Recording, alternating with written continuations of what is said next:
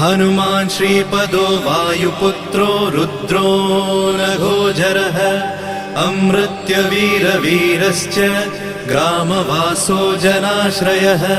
धनदो निर्गुणः शूरो वीरो निधिपतिर्मुनिः पिङ्गाक्षो वरदो वाग्मी सीताशोकविनाशकः शिवः शर्वत्परो व्यक्तो व्यक्तो धराधरः पिङ्गकेशः पिङ्गरोमा श्रुतिगम्यः सनातनः अनादिर्भगवान् देवो विश्वहेतुर्जनाश्रयः आरोग्यकर्ता विश्वेशो विश्वनाथो हरीश्वरः भर्गो रामो रामभक्तः कल्याणप्रकृतिस्थिरः